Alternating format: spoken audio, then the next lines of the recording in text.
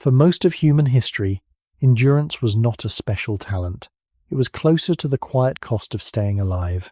Human beings crossed heat, distance, hunger, and uneven ground not because the body was perfect, but because stopping too early could mean not returning at all. Now many of those old demands are gone, yet the body still carries traces of that harder beginning.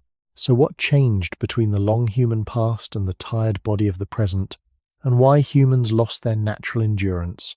For a long time in human history, endurance was not something that needed to be trained, measured, or even noticed. It was not a goal, and it was not a trait that separated one person from another in any clear way. It existed quietly in the background, shaped by a world where movement was not optional. A human body moved because the environment required it, and over time, that requirement became part of what the body simply did without reflection. In such a setting, endurance was less like a skill and more like a condition of being alive within a certain kind of landscape. The ground was not arranged for comfort, and distances were not adjusted to match human preference. Food did not wait nearby, and water was not always within easy reach. The body learned, over many generations, to continue moving at a pace that could be sustained rather than exhausted. This kind of movement was not fast, and it was not dramatic. It was steady, repetitive, and often unnoticed, forming a quiet rhythm that shaped daily existence without needing to be named or explained. It is important to be careful here, because it is easy to imagine that earlier humans were stronger or more capable in some simple, direct way. The available evidence does not support such a clean comparison. What it does suggest is something quieter. The conditions of life made certain kinds of movement more common, and over time, the body adapted to tolerate them. Endurance, in this sense, was not an achievement, but a response to the demands of an environment that did not pause.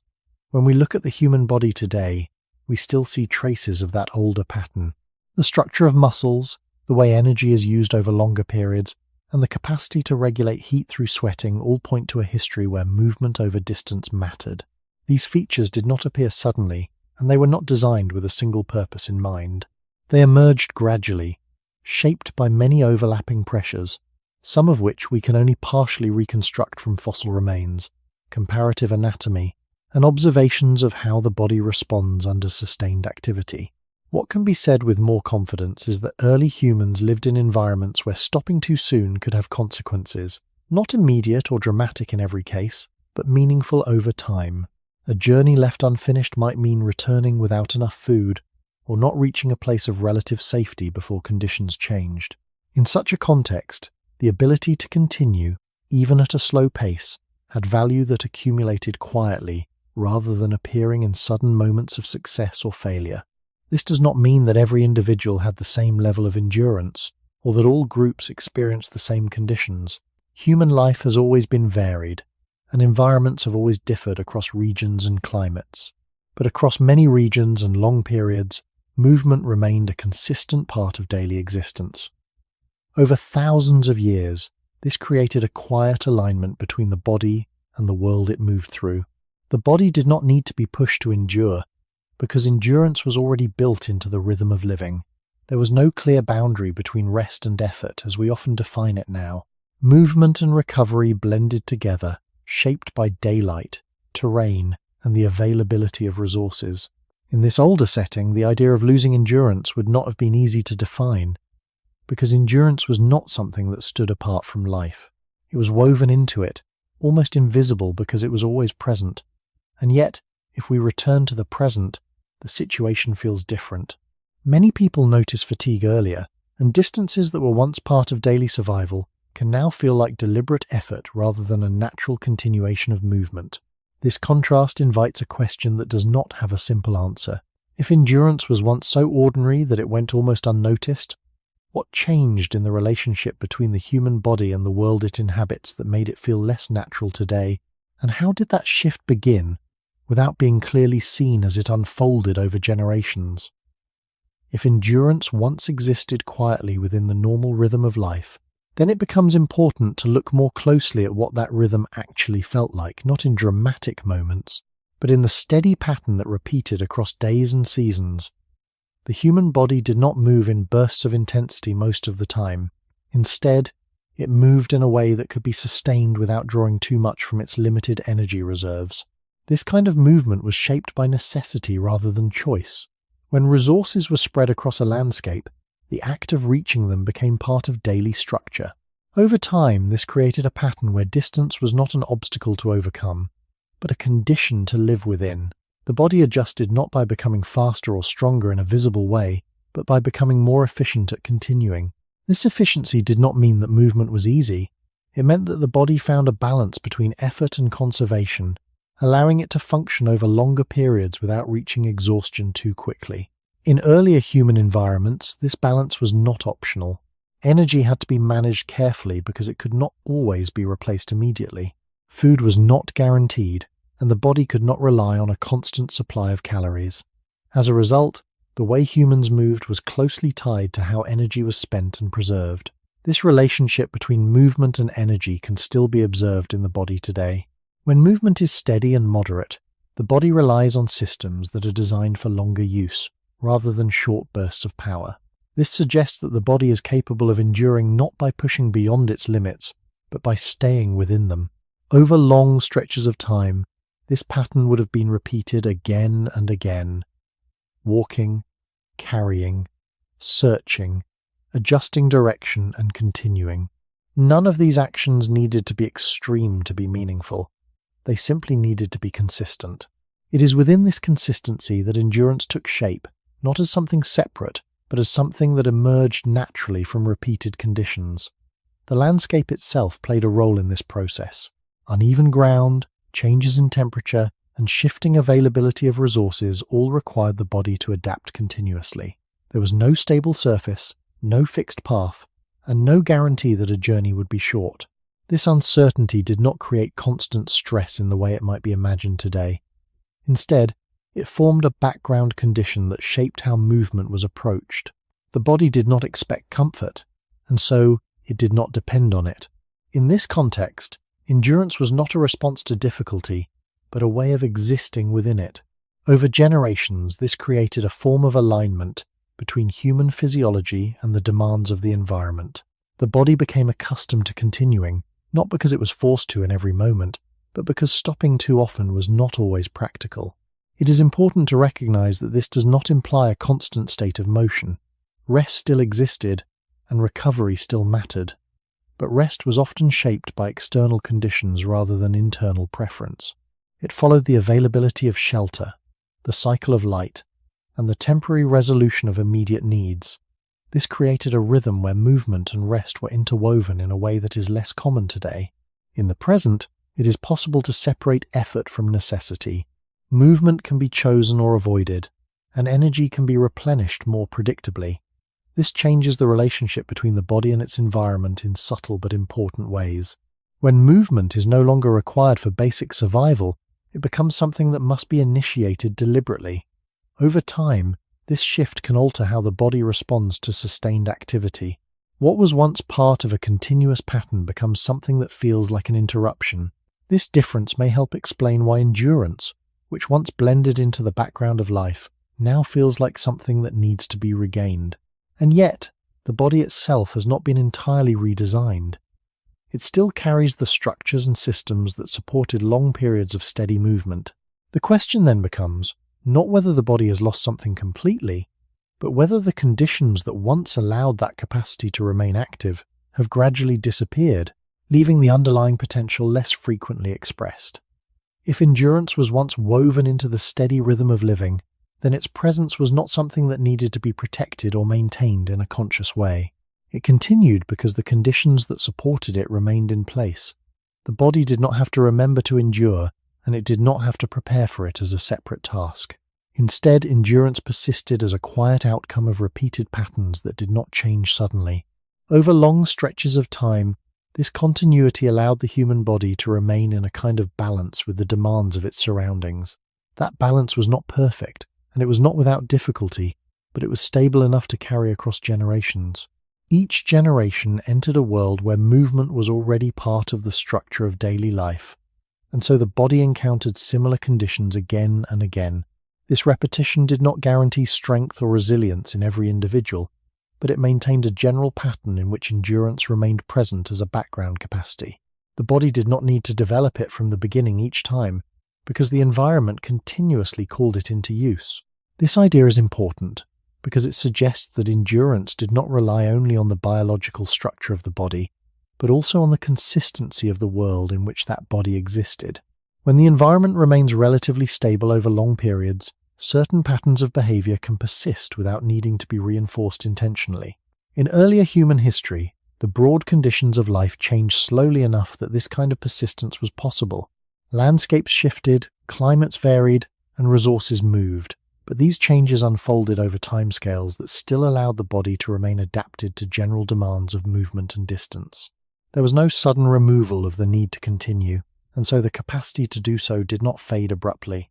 Instead, it remained active through constant, low-level use.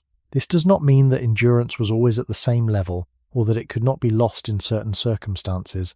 Illness, injury, or periods of scarcity could reduce the ability to move over distance, but these were interruptions within a larger pattern, not a complete restructuring of how the body related to its environment. The underlying expectation of movement remained, and so recovery often meant returning to that pattern rather than creating a new one. Over time, this created a form of continuity that is difficult to observe directly, but can be inferred from the way the human body is organized. The systems that support sustained activity, such as those involved in energy regulation and temperature control, suggest that the body was not designed for brief, isolated effort alone. It was prepared for repetition, for continuation, and for adapting to changing conditions without stopping entirely. This preparation did not make endurance effortless, but it made it familiar. It became part of what the body did when placed in a world that required ongoing movement. When we consider the present, the contrast becomes more noticeable, not because the body has been completely transformed, but because the conditions surrounding it have shifted more rapidly than in the past. The environments that once maintained a continuous demand for movement have been altered in ways that reduce that demand. This change does not occur all at once, and it does not affect every place or population equally, but over time it creates a gradual separation between the body's inherited tendencies and the situations it encounters daily. In such a context, endurance no longer emerges automatically from the structure of life. It becomes something that depends on deliberate action, which is a different kind of relationship altogether. The body may still be capable of sustained movement, but without the regular conditions that once called it into use, that capacity can remain less active. This does not mean it disappears entirely, but it can become less accessible, less familiar, and more easily interrupted. In this way, the shift from a world where endurance was constant to one where it is optional begins to take shape, not as a single moment of loss, but as a gradual change in how the body and environment interact. And within that gradual change, something that was once ordinary becomes something that must be noticed, questioned, and sometimes even relearned without fully understanding when the transition first began. If endurance once emerged naturally from the rhythm of living, it is also because the human body carries structures that allow movement to continue without immediate breakdown.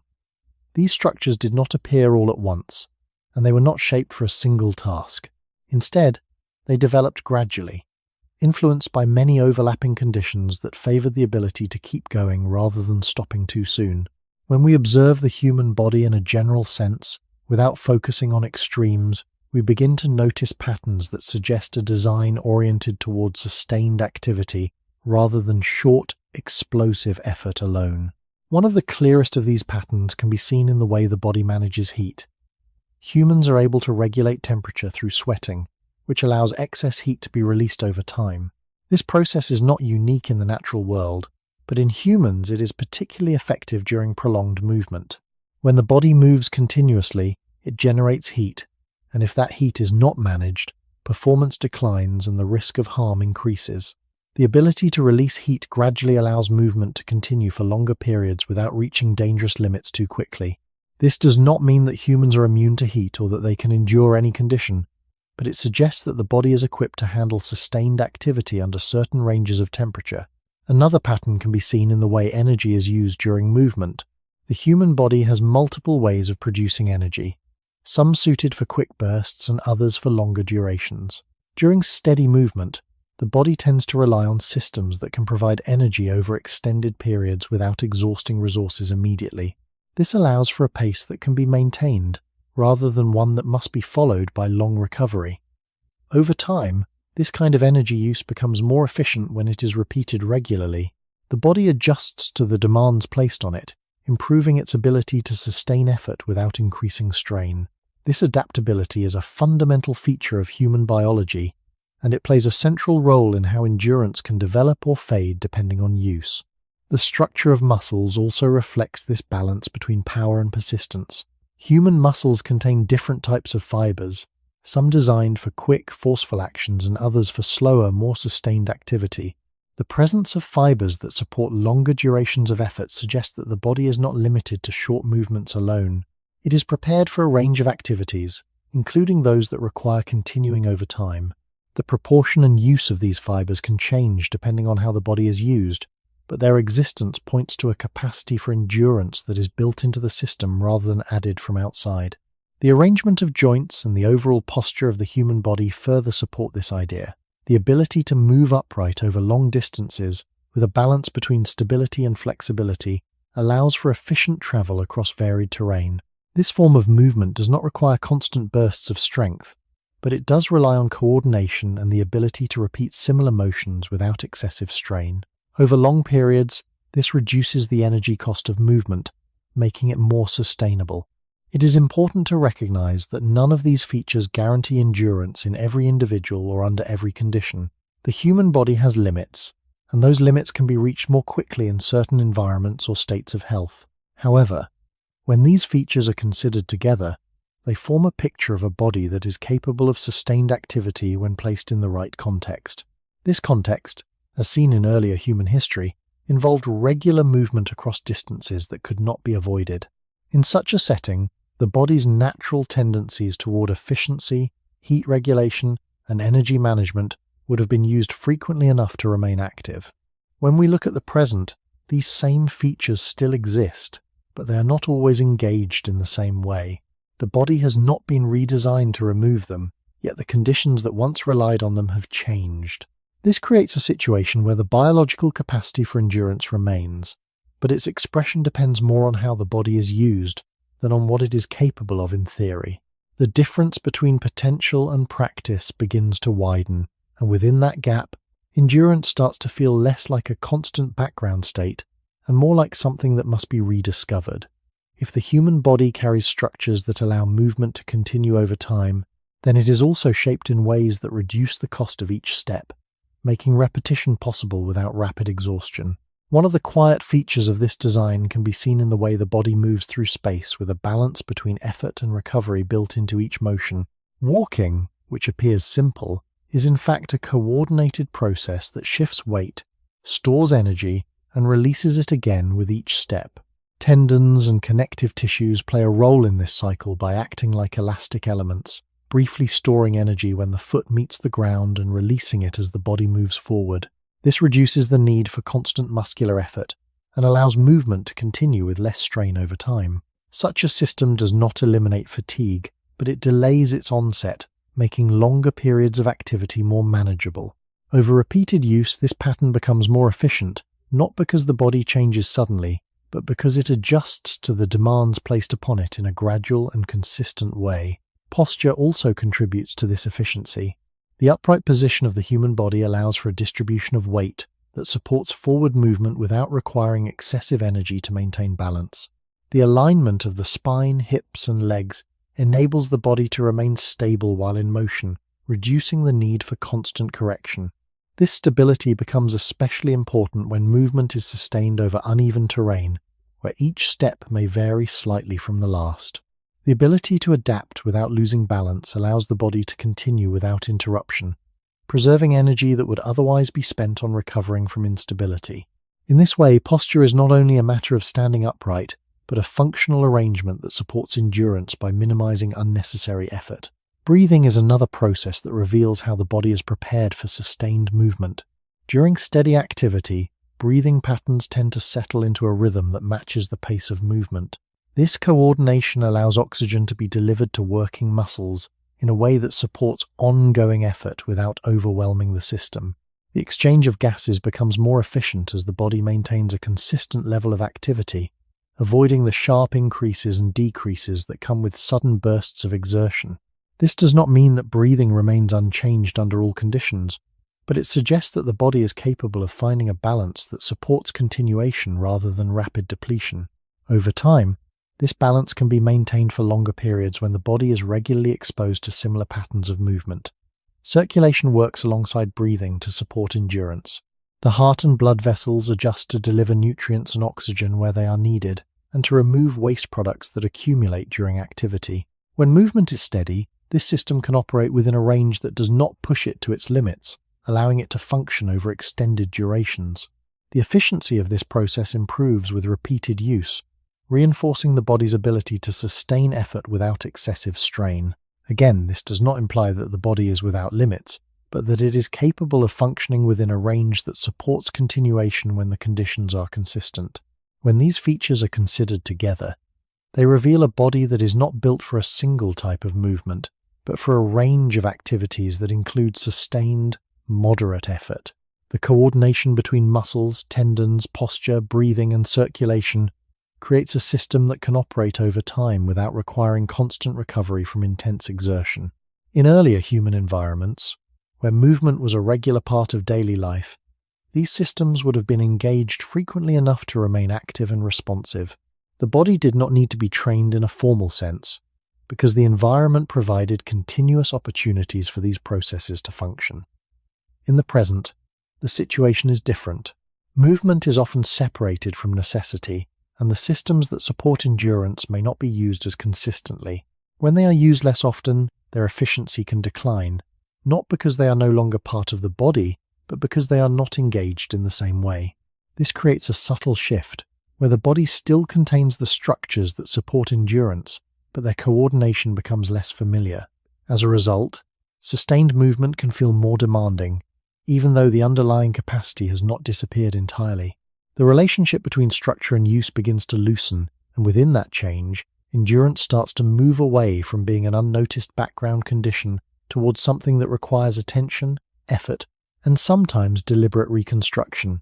When these systems of movement, posture, breathing, and circulation are viewed together, they form something more than a collection of separate functions. They operate as a coordinated whole that allows the body to remain within a sustainable range for longer periods of time. This coordination does not depend on conscious control in most situations. It unfolds automatically, shaped by patterns that have been repeated across long stretches of human history. The body adjusts its pace, its rhythm, and its internal balance in response to ongoing conditions, often without drawing attention to the process itself. In this way, endurance is not located in a single part of the body, but in the relationship between many parts working together in a stable pattern. This relationship becomes clearer when movement is steady rather than abrupt. During continuous activity, the body tends to settle into a rhythm that reduces unnecessary variation. Steps become more consistent, breathing aligns with movement, and energy use becomes more predictable. These small adjustments accumulate, creating a state where the body can continue without reaching its limits too quickly. This does not eliminate effort, but it spreads effort over time in a way that is more manageable. The ability to find and maintain this balance is one of the quiet foundations of endurance. It does not require exceptional strength or speed, but it does depend on repetition and familiarity with sustained movement. Over many generations, when such movement was a regular part of life, this coordination would have been reinforced naturally. The body did not need to be instructed to maintain endurance, because the conditions of life encouraged the repeated use of these systems in combination.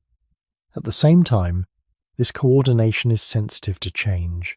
When movement becomes less frequent or more irregular, the patterns that support sustained activity can become less stable. The body may still retain the individual components, but their integration can weaken. Breathing may no longer align as easily with movement, posture may require more conscious adjustment, and energy use may become less efficient. These changes do not occur all at once, and they do not affect everyone in the same way. But over time, they can alter how the body experiences prolonged activity. What was once a continuous flow can begin to feel like a series of separate efforts, each requiring more attention and recovery. This shift can make endurance feel less natural, even though the underlying structures remain. It is also important to consider how the body responds to variation in movement. In earlier environments, movement was often shaped by changing terrain, weather, and the distribution of resources. This required the body to adjust continuously, but within a general pattern of sustained activity. The variation did not disrupt the overall rhythm, because it was integrated into it. In contrast, when movement is less frequent, variation can feel more disruptive. Small changes in pace or terrain may require more effort to manage, because the body is less accustomed to adapting within a continuous flow. This difference highlights the role of consistency in maintaining the coordination that supports endurance. Without regular engagement, the body's ability to adjust smoothly can diminish, making sustained movement feel more demanding than it might otherwise be. When we return to the broader question of how endurance may have changed over time, this coordination becomes a key point. The body has not lost the structures that support sustained activity, but the patterns that once kept those structures aligned may no longer be as present. The environment no longer requires the same level of continuous movement, and so the body is not exposed to the same conditions that once reinforced its ability to endure. This does not mean that endurance has disappeared entirely, but it suggests that its expression has become more dependent on deliberate use rather than on the natural rhythm of daily life. The difference is subtle, but it is enough to change how endurance is experienced. It shifts from something that is simply there to something that can feel distant, even though it remains within the range of what the body can do. And within that shift, the question of loss becomes less about a sudden change in the body itself, and more about a gradual change in the patterns that once allowed endurance to remain quietly present over time. If the human body carries the structures that allow endurance to exist, then the environment in which that body moves determines how often those structures are called into use. In earlier periods of human history, distance was not an abstract concept or a number to be measured. It was a condition that shaped daily life in a direct and unavoidable way. Resources were not concentrated in a single place, and the landscape did not organize itself around human convenience. Water sources could be separated by stretches of uneven ground, food could be scattered across wide areas, and shelter might require movement from one location to another depending on changing conditions. Within such a setting, movement across distance became a regular part of living, not as a deliberate challenge, but as a response to how the world was arranged. This does not mean that every journey was long, or that movement was constant without pause. There were moments of rest, periods of stability, and times when resources were more accessible. But even within these variations, the broader pattern remained. The environment did not remove the need to move. Over time, this created a relationship between humans and space, in which distance was not something to be avoided, but something to be navigated repeatedly. The body, already capable of sustained movement, found itself in a context where that capacity was used often enough to remain active. In this sense, endurance was not only a feature of the body, but also a reflection of the distances embedded in the environment. The scale of the landscape played an important role in shaping this relationship. Open spaces, shifting climates, and changing availability of resources meant that movement was not always predictable. A path that led to water at one time might not serve the same purpose later. A location that provided food in one season might require relocation in another. These changes did not need to be extreme to have an effect. Even gradual shifts in availability could influence how often and how far people needed to move. Over long periods, this variability reinforced the importance of being able to continue, even when conditions were uncertain. It is important to approach this carefully, without assuming specific behaviors or patterns that cannot be fully confirmed. What can be said with more confidence is that early human environments often required some degree of mobility, and that this mobility was not always optional. The archaeological record, combined with observations of how human bodies function, suggests that movement over distance was a recurring feature of life in many regions. This does not imply uniformity across all groups or times, but it does point to a general condition in which distance played a role in shaping daily activity. Within this condition, endurance was not something separate from survival, but something that supported it in a steady and continuous way. When distance becomes a regular part of existence, the way it is experienced changes. It is no longer perceived as an obstacle that must be overcome in a single effort. Instead, it becomes part of the background structure of life, something that is approached gradually and managed over time. The body does not respond with urgency, but with pacing. Movement is adjusted to fit the distance, rather than attempting to reduce the distance through speed alone. This approach aligns with the biological systems that support sustained activity, allowing the body to operate within a range that can be maintained. Over generations, this alignment between environment and physiology reinforces the presence of endurance as a quiet, stable capacity. In contrast, when we consider the present, distance often takes on a different meaning. It can be reduced, bypassed, or eliminated through various means, changing how the body interacts with space. When distance is no longer a consistent feature of daily life, the need to manage it through sustained movement decreases. This does not remove the body's capacity for endurance, but it changes how often that capacity is used. The relationship between humans and distance becomes less direct, and as a result, the patterns that once supported continuous movement begin to shift. The body, still shaped by a past in which distance mattered, finds itself in a world where that same distance no longer carries the same weight. Within this difference, the role of endurance begins to change, not because the body has lost its ability entirely, but because the environment no longer requires it in the same way. And as that requirement fades, the quiet presence of endurance becomes less noticeable, gradually moving from a constant condition of life to something that feels more distant, even though it remains part of the body's deeper structure. If distance was once a constant feature of the human environment, then it also shaped how time was experienced. Movement across space was rarely separated from the passing of hours, and the pace of the body often followed the pace of the landscape rather than any fixed schedule. When a destination was not immediately reachable, the body did not attempt to eliminate the distance through speed alone. Instead, it adapted by extending movement over longer periods, allowing time and distance to unfold together. This created a different relationship between effort and duration, where continuing at a manageable pace was often more effective than attempting to move quickly and stopping too soon. In such a setting, endurance was not only about covering distance, but about maintaining continuity across time. The body learned to move in a way that could be sustained as the day progressed, adjusting to changes in light, temperature, and terrain without breaking the overall rhythm. This connection between time and movement is important, because it reveals that endurance was not simply a response to how far something was, but also to how long it took to reach it. When time is allowed to expand in this way, the body does not experience movement as a series of separate efforts. Instead, it becomes a continuous process, shaped by small adjustments rather than sudden changes. This continuity reduces the need for recovery between short bursts of activity, because the body is not being pushed beyond its limits in a concentrated way.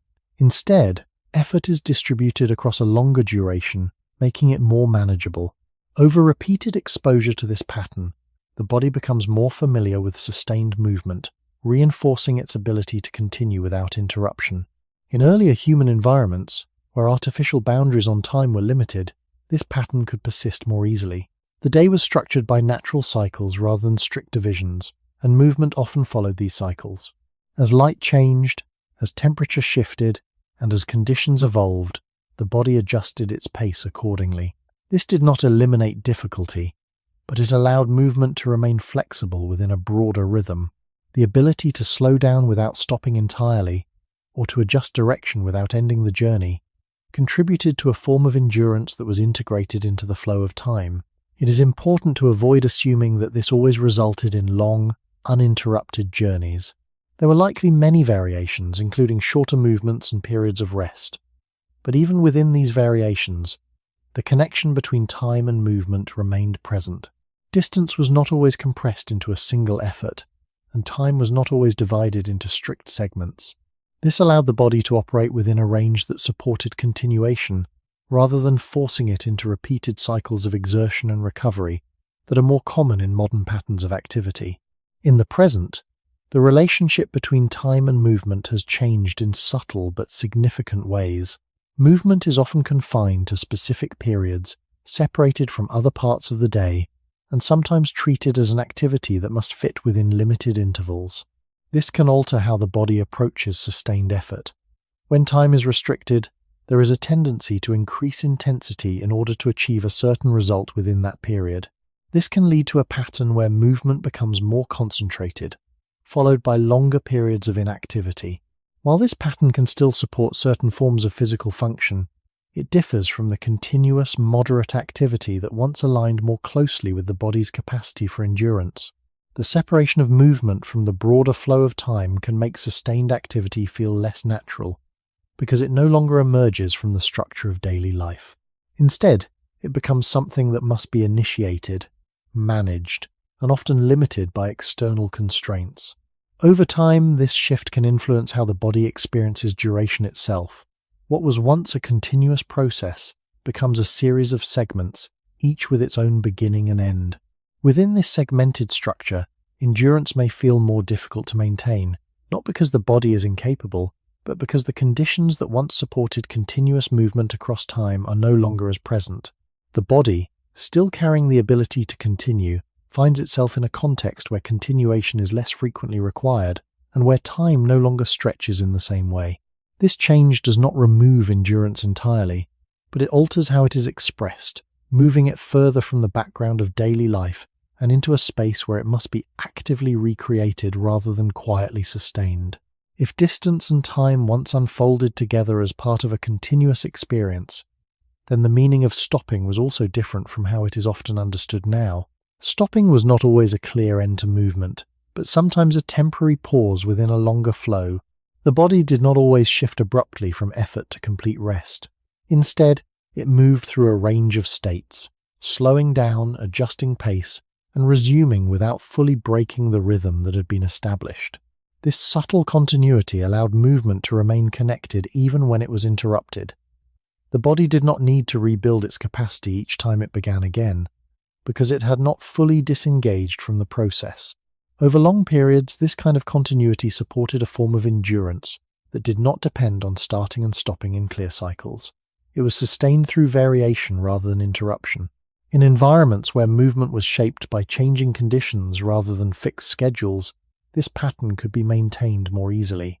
A shift in terrain might slow the pace, a change in temperature might alter the intensity, and the availability of resources might determine when and how long a pause occurred. These adjustments did not remove the need to continue, but they allowed the body to remain within a manageable range of effort. The ability to modulate movement in this way reduced the strain associated with sudden transitions between high activity and complete rest. Instead of pushing the body to its limits and then requiring full recovery, movement could be extended by remaining within a sustainable range. This approach aligns with the biological systems that support endurance, reinforcing their function through repeated, moderate use. It is important to consider that this pattern was not uniform across all situations. There would have been moments of urgency, periods of difficulty, and times when movement could not be maintained in a steady way. However, these moments were part of a broader context in which continuity was often possible. The body's ability to adapt to varying levels of effort within a continuous process helped maintain its capacity to endure. This adaptability did not require conscious planning in every instance. It emerged from the interaction between the body and the environment, shaped by conditions that did not always allow for clear divisions between effort and rest. Over generations, this created a stable relationship in which endurance was supported not only by physical structures, but by patterns of use that reinforced those structures regularly. When we consider the present, the contrast becomes more apparent in how movement is organized. Activity is often separated into distinct periods, with clear boundaries between when the body is expected to move and when it is expected to rest. This separation can create sharper transitions, where the body shifts quickly from inactivity to effort and back again. Such transitions can make sustained movement feel more demanding, because the body must repeatedly adjust to changing states rather than remaining within a continuous range. The need to restart movement after periods of inactivity can introduce a sense of resistance that was less prominent when movement was part of an ongoing flow. Over time, this pattern can influence how endurance is experienced. It may feel as though the body loses its ability to continue, when in fact it is encountering a different structure of activity that requires more frequent re-engagement. The underlying capacity for endurance may still be present, but it is not being supported by the same continuous patterns that once allowed it to remain active. Instead, it must be reactivated each time movement begins, which can create the impression that it has diminished. This difference highlights how endurance is shaped not only by what the body is capable of, but by how that capability is used within the structure of daily life. When continuity is replaced by separation, the experience of movement changes, and with it, the sense of what the body can sustain. In this way, the shift from a world where distance, time, and movement were closely linked to one where they are more fragmented begins to explain why endurance may feel less natural, even though the body itself has not been completely transformed. And within that shift, the question of loss becomes less about a single change and more about a gradual reorganization of how movement fits into the human experience over time. Endurance is often imagined as the ability to push harder, go faster, and resist fatigue through force of will, but that picture can hide a quieter truth about the human past. For most of human history, survival did not usually reward reckless effort. It rewarded controlled effort. The body was not most useful when it moved at its limit, but when it avoided reaching that limit too early.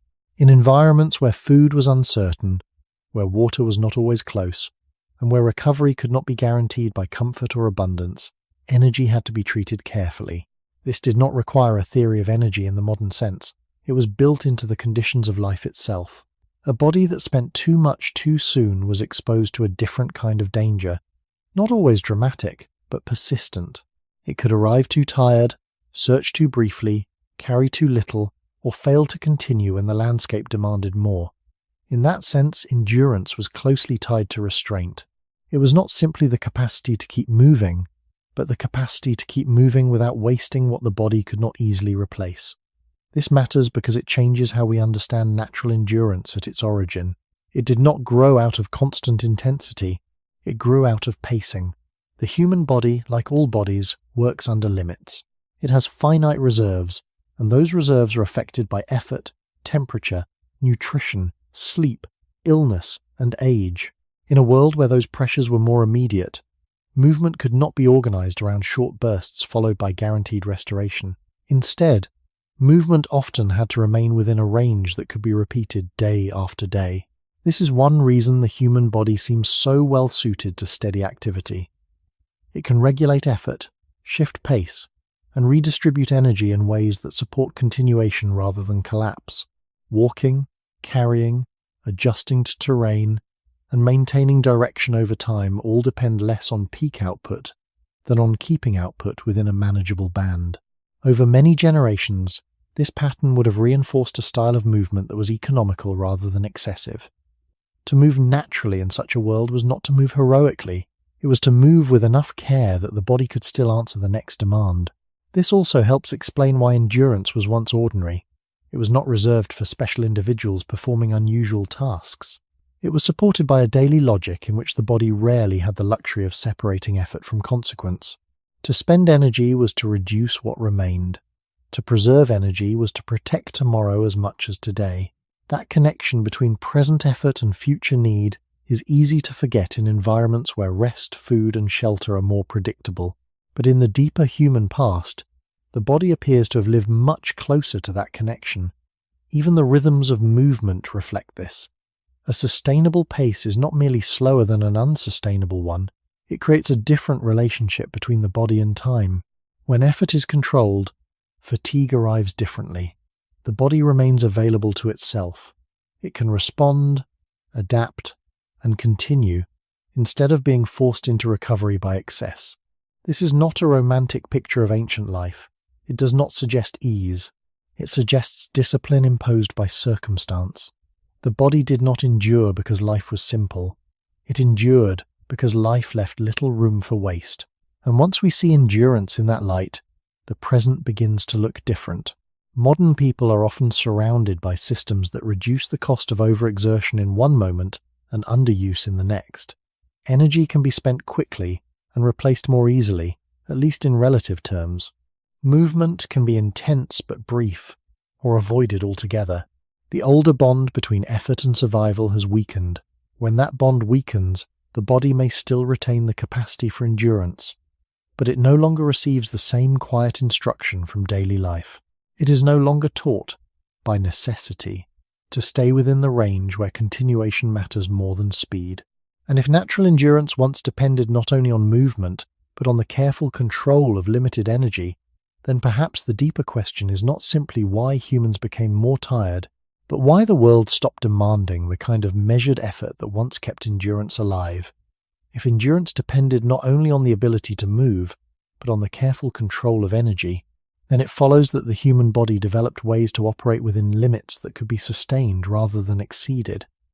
These limits were not fixed numbers or clearly defined boundaries. They were flexible ranges shaped by conditions such as temperature, terrain, and the availability of food. Within these ranges, the body could continue without entering a state that required immediate and extended recovery. This way of functioning did not require constant awareness. It emerged through repeated exposure to conditions where exceeding limits carried consequences that could not easily be reversed. Over time, the body learned to remain within a band of effort that allowed it to keep going, even if that meant moving more slowly or adjusting direction. This approach can be understood as a form of regulation rather than restriction. The body was not being held back unnecessarily. It was being guided by the need to maintain continuity across uncertain conditions. When resources were limited or unpredictable, it was more important to avoid depletion than to achieve short-term gains. This created a pattern where movement was shaped by what could be sustained, not by what could be maximized. The body, in turn, responded by becoming more efficient within that pattern. Energy was used in a way that supported ongoing activity, and processes such as heat regulation, breathing, and circulation adjusted to maintain balance rather than to push toward extremes. Over many generations, this pattern would have reinforced the relationship between endurance and controlled effort. It is important to recognize that this does not imply a constant state of caution or reduced activity. There were likely moments when higher levels of effort were necessary, such as during periods of urgency or when responding to immediate challenges. However, these moments were part of a broader context in which most movement did not occur at maximum intensity. Instead, they were exceptions within a pattern that favored moderation. The body's ability to handle these variations depended on its capacity to return to a sustainable range after periods of increased effort. This capacity is closely linked to endurance, not as a measure of how much effort can be produced, but as a measure of how well effort can be managed over time. In earlier human environments, where the consequences of overexertion could extend beyond a single moment, this management was not optional. It was embedded in the structure of daily life. The body did not need to be instructed to conserve energy, because the environment itself limited what could be spent and what could be recovered. When energy sources were uncertain, the body's responses were shaped by necessity. It learned, through repeated conditions, to avoid patterns that led to rapid depletion. This learning was not conscious in the way modern planning is conscious. It was expressed through how the body adjusted its pace, how it distributed effort, and how it responded to fatigue. Over time, this created a stable relationship between energy use and movement, supporting a form of endurance that was both practical and reliable within that context. In the present, this relationship has shifted. Energy is often more readily available, and the immediate consequences of overexertion are less severe in many situations. At the same time, the need for continuous movement has decreased, reducing the opportunities for the body to operate within its sustainable range on a regular basis. This combination can lead to patterns where effort is either concentrated into shorter, more intense periods or reduced significantly for long stretches of time. In both cases, the body is less frequently engaged in the kind of controlled, moderate activity that once reinforced endurance. Without this regular engagement, the body's ability to regulate effort over long durations can become less refined. The systems that support sustained movement remain, but their coordination may weaken when they are not used consistently within the range for which they were shaped. As a result, endurance may feel more difficult to access, not because the body lacks the capacity entirely, but because the patterns that once supported its expression are no longer as present. The balance between effort and conservation begins to shift, and with it, the sense of how long the body can continue without interruption. This shift does not happen suddenly, and it does not occur in the same way for everyone. But over time, it contributes to a broader change in how endurance is experienced. moving it away from a quiet background condition towards something that requires more deliberate attention and effort to maintain. If endurance depended on staying within a sustainable range of effort, then the experience of fatigue itself may have been different in a world where that range was respected more consistently. Fatigue was not absent, and it was not ignored, but it may not have arrived as a sudden barrier in the same way it often feels today. Instead, it could function as a signal that guided adjustment. When the body approached its limits, it slowed, shifted pace, or altered movement in small ways that allowed continuation without collapse. This does not suggest that early humans were free from exhaustion, but that the relationship between effort and fatigue was more closely aligned. The body was less often pushed into extremes that required full recovery, and more often kept within a range where fatigue could be managed rather than avoided entirely. This distinction is important because it reveals that endurance is not the absence of fatigue, but the ability to move with it, to adjust around it, and to continue without being forced to stop completely. In earlier human environments where energy could not always be restored quickly, this ability would have been reinforced by necessity. The body learned to recognize early signs of strain and to respond in ways that preserved its capacity to continue. Over time, this created a pattern in which fatigue did not always mark the end of movement, but a change in how movement was carried out. This pattern depended on continuity. When movement is ongoing, small adjustments can accumulate and prevent larger disruptions. The body remains engaged, even as it reduces intensity, and this allows it to maintain a connection to the activity rather than disengaging entirely. In contrast, when movement is more fragmented, fatigue can feel more abrupt. The body may shift quickly from inactivity to effort, reaching a point of strain without the gradual adjustments that support continuation. In such cases, fatigue is more likely to lead to stopping rather than adaptation. This difference does not reflect a fundamental change in the body's capacity, but a change in how that capacity is used. The signals of fatigue are still present, but they are encountered within a different structure of activity, one that may not allow for the same gradual modulation. Over time, this can influence how fatigue is interpreted. It may come to be seen as a limit to be avoided or overcome, rather than as a guide that can shape the pace of movement. This shift in interpretation can further alter the relationship between effort and endurance. When fatigue is treated as a boundary that must not be crossed, movement may be reduced to avoid discomfort. When it is treated as something to be pushed through, movement may exceed sustainable limits, leading to longer periods of recovery. In both cases, the balance that once supported endurance can be disrupted. The body is either underused or overextended, and the middle range where endurance is maintained becomes less familiar. In earlier human contexts where movement was a regular and necessary part of life, this middle range was encountered frequently enough to remain stable. The body did not need to decide how to respond to fatigue in a conceptual way. It responded through patterns that had been reinforced over time, adjusting effort in ways that supported continuation. This does not imply that such patterns were perfect or that they prevented all forms of strain. It suggests that they provided a framework within which endurance could persist without requiring deliberate management. When we consider the present, the absence of these continuous patterns becomes more apparent. Movement is often disconnected from necessity, and the signals of fatigue are encountered within a different set of expectations. The body may be asked to perform in short, intense periods, or may not be asked to perform at all for extended durations.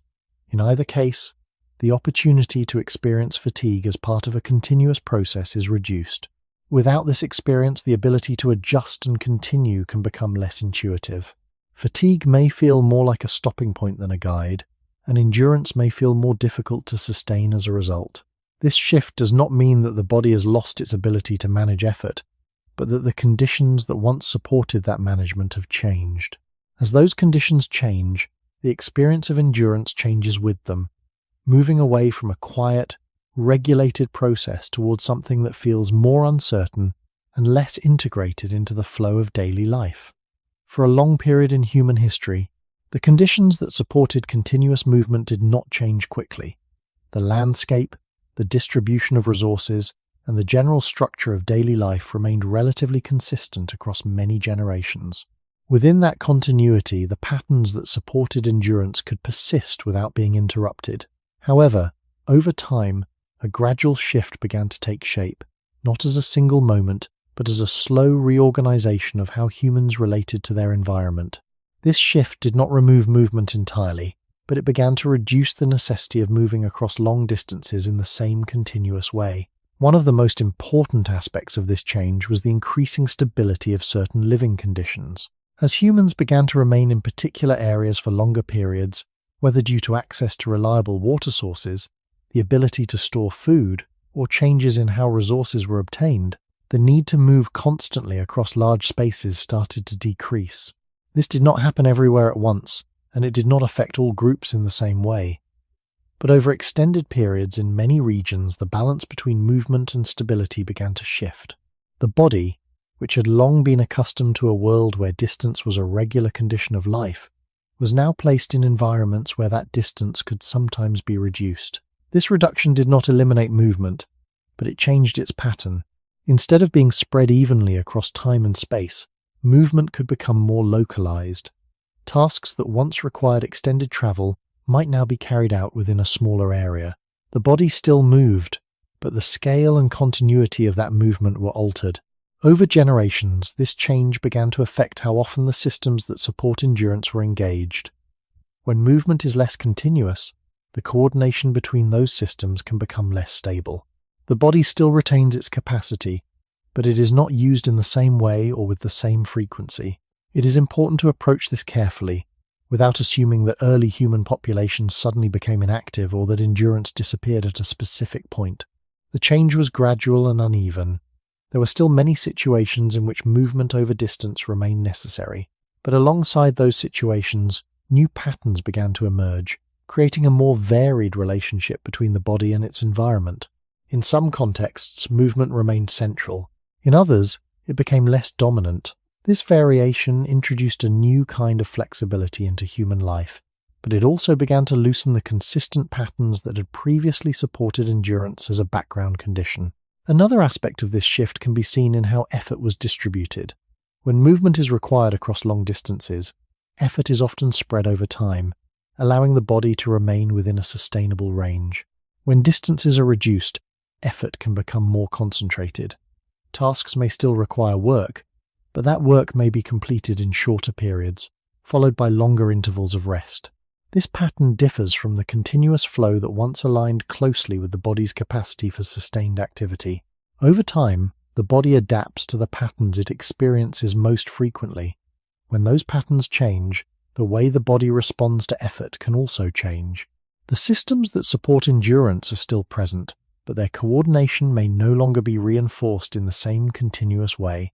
This does not result in an immediate loss, but in a gradual shift in how endurance is expressed. The body becomes less familiar with sustained movement and more accustomed to variation between activity and rest. In the present, this shift is more visible, but its origins lie in these earlier changes. The gradual movement from a world defined by distance and continuity to one that includes greater stability and reduced necessity for movement marks an important transition.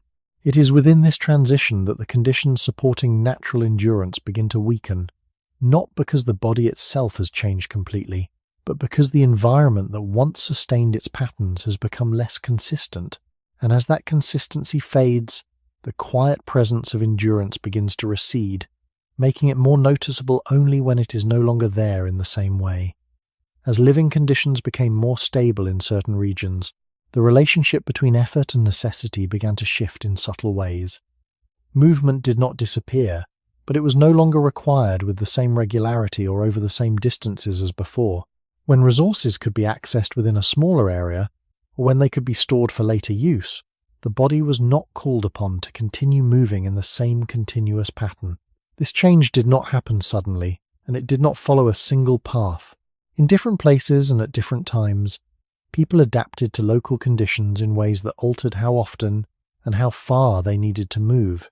Over many generations, these small adjustments began to accumulate, gradually reshaping the rhythm of daily life. The body, which had long operated within a structure of repeated movement across space, now encountered periods where movement could be reduced without immediate consequence. This introduced a new form of variability, where activity was no longer tied as closely to survival. In every moment, Tasks could be completed within shorter distances, and the time between movements could extend without the same level of risk. As a result, the systems that supported sustained activity were engaged less consistently. They were still present, but their regular use was no longer guaranteed by the environment itself. This change in frequency may seem minor when viewed over a short period, but over generations it becomes more significant. The body adapts not only to what it is capable of doing, but to what it is asked to do repeatedly. When the demand for continuous movement decreases, the patterns that reinforce endurance begin to loosen. The coordination between systems that once worked together in a steady rhythm becomes less stable, not because the body has lost its structure, but because it is not being used in the same way. Another important aspect of this shift can be seen in how time is organized. When movement is no longer required throughout the day, time can be divided more distinctly between periods of activity and periods of rest. This creates a different pattern from the earlier continuity where movement and rest were interwoven. In this new pattern, activity may become more concentrated, while rest becomes more separate and extended. The body, in turn, adjusts to these patterns, becoming accustomed to starting and stopping rather than continuing. This adjustment does not eliminate the capacity for sustained movement, but it changes how that capacity is experienced. It becomes something that must be initiated, rather than something that is already in progress. Over time, this can influence how the body responds when it is asked to continue for longer periods. Without the background of continuous use, sustained activity may feel more demanding, even if the underlying systems remain intact. It is important to emphasize that these changes were not uniform or universal. Many groups continued to rely on movement across distance, and in some environments the need for endurance remained strong. However, the overall trend in certain contexts was toward increased stability and reduced necessity for continuous movement. This trend introduced new possibilities for how humans could organize their lives, but it also altered the conditions that had previously supported endurance as a natural outcome. The body, still shaped by a long history of movement, began to exist in environments that did not always require the same level of engagement. This created a growing distance between what the body was prepared to do and what it was regularly asked to do. In this space, endurance did not disappear, but it became less visible as a constant presence. It shifted from being a background condition to something that could vary depending on circumstance. The more this variation increased, the more endurance depended on specific situations rather than on the general structure of life. This marks an important step in understanding how the sense of natural endurance may have changed. It was not removed by a single event or decision, but gradually reshaped by a series of small adjustments in how humans interacted with their environment. As those adjustments accumulated, the steady patterns that once sustained endurance began to fragment, leaving the body with the same underlying capacity, but fewer opportunities to express it in the way it once did. As these small shifts in stability and reduced movement continued over long periods, they began to influence not only how often the body moved, but how movement was understood within daily life. When movement is no longer required in a continuous and unavoidable way, it gradually changes from a condition of living into an activity that can be chosen, postponed, or avoided. This change may seem subtle, but it alters the role that movement plays in shaping the body's patterns. In earlier conditions, movement did not need to be scheduled or justified. It followed directly from the structure of the environment. In more stable settings, however, movement can become one part among many, rather than the underlying framework that supports all other activities. This shift introduces a new kind of relationship between the body and its surroundings. The body still carries the structures that allow for sustained movement, but the environment no longer calls on those structures with the same consistency. Over time, this creates a gap between potential and practice. The body remains capable, but its capabilities are not reinforced through regular use. This gap does not appear suddenly. It develops gradually, as patterns of life become more varied and less dependent on continuous movement. As a result, endurance begins to take on a different quality. It is no longer simply present as a background condition. Instead, it becomes something that may or may not be expressed, depending on how the body is used. This change also affects how effort is perceived. When movement is no longer embedded in daily survival, it can begin to feel like an additional demand rather than a natural continuation of activity. The body may respond differently when asked to sustain effort, because it is no longer accustomed to doing so as part of an ongoing flow. Without the continuity that once supported endurance, each period of sustained movement can feel more isolated. The body must re-engage systems that were once kept active through regular use, and this re-engagement can create a sense of resistance that was less noticeable before. Over time, this can contribute to the impression that endurance has been lost, even though the underlying structures remain. Another aspect of this shift can be seen in how recovery is experienced.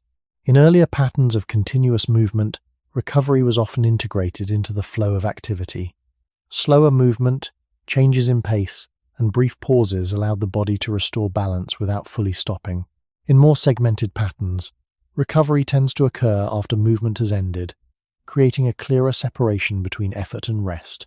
While this can support certain forms of recovery, it also reinforces the idea that movement and rest are distinct states rather than parts of a continuous process. This separation can make sustained movement feel less natural, because the body is no longer accustomed to adjusting within activity. Instead, it alternates between states, each with its own demands. Over many generations, this shift in how movement, effort, and recovery are organized begins to reshape the experience of endurance. The body is still capable of sustained activity, but it is less frequently placed in conditions where that capability is expressed continuously. The patterns that once supported endurance as a stable, background feature become less consistent, and the body adapts to the new patterns it encounters more often. This adaptation does not remove the original capacity, but it changes how that capacity is accessed and maintained. In the present, this process is more visible because the gap between potential and practice has widened further. Movement is often optional, and the conditions that once required it are no longer as common. As a result, endurance may appear to fade, not because it has been erased from the body, but because the environment no longer sustains the patterns that once kept it active. This gradual reorganization helps explain why the loss of natural endurance is not a simple decline, but a shift in how the body and the world interact over time. And within that shift, the question becomes less about what the body can do and more about what it is asked to do, and how often it is placed in conditions that allow its deeper capacities to remain quietly present. If movement gradually became less necessary, while the human body itself continued to carry the structures shaped by a much older past, then a quiet mismatch begins to appear. The body does not change at the same pace as the environment. Biological change unfolds slowly, across many generations, while the conditions of daily life can shift more quickly through new ways of living, new tools, and new forms of organization. This difference in pace creates a situation where the body remains prepared for patterns that are no longer consistently present. The systems that support sustained movement, developed over long periods in environments where continuation mattered, do not disappear simply because they are used less often. They remain, but they are no longer reinforced in the same way. This creates a subtle separation between what the body is built to do and what it is regularly asked to do. The body carries a memory of movement in its structure, but the environment does not always call that memory into action. This is not a conscious memory, but a set of tendencies shaped by repeated conditions over time.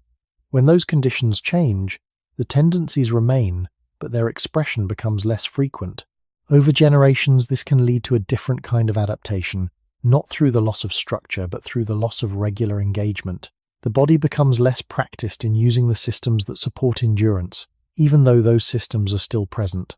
This is an important distinction, because it suggests that the change is not primarily in what the body is capable of, but in how often that capability is used. The difference between capacity and use begins to widen, and within that widening gap, endurance starts to feel less natural. It is no longer sustained by the background conditions of life, but depends more on whether those conditions are recreated in some form. Another aspect of this mismatch can be seen in how the body responds to effort when it is less frequently exposed to sustained movement. When the systems that support endurance are not engaged regularly, their coordination can become less stable. The body may still have the ability to continue, but it may not do so as smoothly or as efficiently as before. Small disruptions in rhythm, changes in breathing, or shifts in posture can require more attention, making sustained activity feel more demanding. This does not mean that the body has lost its ability entirely, but that it is less familiar with maintaining it over time. The sense of effort becomes more noticeable, and fatigue may appear earlier, not necessarily because the limits have changed, but because the path to reaching those limits has become less practiced. This effect can be reinforced by the structure of modern environments, where movement is often separated from necessity. When the body is not regularly placed in situations that require continuous movement, it has fewer opportunities to maintain the patterns that support endurance. Instead, it adapts to patterns that involve more variation between activity and rest, or between short periods of effort and longer periods of inactivity. These patterns can support other forms of function, but they do not reinforce sustained movement in the same way. Over time, the body becomes more accustomed to starting and stopping rather than continuing. This shift in familiarity changes how endurance is experienced. It may feel as though the body is less capable, when in fact it is less practiced in expressing that capability within the current environment. It is also important to recognize that this mismatch does not produce the same outcome for everyone. Individuals and groups who continue to engage in regular sustained movement may maintain a stronger connection to the body's capacity for endurance. In such cases, the underlying structures are supported by patterns of use that resemble those of earlier environments, even if the context is different. This variation highlights that the capacity for endurance is not fixed in a simple way. It exists within a range that is influenced by both biological structure and environmental conditions. When those conditions support continuous engagement, endurance remains more accessible. When they do not, it becomes less familiar. This does not imply that one way of living is inherently better than another, but it does reveal how closely the expression of endurance is tied to the relationship between the body and its surroundings. As that relationship changes, the experience of endurance changes with it. The body, still shaped by a past where movement was constant, now exists in a world where movement is often optional, and within that difference, the sense of what is natural begins to shift. The body's older design does not disappear simply because the world around it becomes easier to cross, more stable, or less physically demanding. What changes first is not the structure itself, but the context in which that structure operates. A body shaped through long exposure to movement still carries the joints, muscles, energy systems, and heat regulation that once supported continuation across distance. But when daily life no longer asks for the same kind of continuation, those systems begin to exist in a quieter state. They remain available, but they are no longer activated often enough to stay closely integrated. This is one reason the modern experience of effort can feel strangely confusing. The body often seems capable in theory, yet less willing or less ready in practice. It carries the architecture of endurance, but not always the rhythm that once kept that architecture in use. Over time, this creates a subtle form of internal distance. The body is not entirely at odds with itself, but it is no longer reinforced by the same repeated demands that once made sustained movement feel ordinary. In earlier human settings, daily movement did not have to be justified. The body entered it because life entered it. A distance had to be crossed, a path had to be followed, a resource had to be reached, and movement unfolded within that larger necessity. In such conditions, the body's endurance-related systems were not called on occasionally. They were called on often enough to remain familiar with one another. Breathing, posture, circulation, and pacing worked together not because they had been trained in isolation, but because life placed them in cooperation again and again. When that repeated cooperation weakens, the systems themselves may still function, but their coordination can become less fluid. A person may still be able to move for a long time, but the movement may feel less natural, less automatic, and more effortful than it would in a life where it was continuously reinforced. This is where the mismatch becomes especially important. It is not only that the environment changed faster than the body, it is that the environment stopped rehearsing the body's older strengths. A structure that is not used regularly does not always vanish, but it often becomes less accessible. The body still contains pathways for endurance, yet those pathways are not kept as open when movement is fragmented, reduced, or replaced. This helps explain why modern fatigue can feel disproportionate to the task. Sometimes the task is not objectively extreme, but the body is encountering it without the same background continuity that earlier human life provided. The effort stands out more sharply because it is less embedded in the flow of the day. It arrives as a separate event rather than as part of an ongoing process. And when effort becomes separate in that way, the body has to restart patterns that were once already in motion. That restarting itself can feel tiring. This does not mean the body is broken, and it does not mean earlier humans lived in a permanent state of strength. It means the human organism appears to function differently when endurance is part of the background rather than an isolated demand.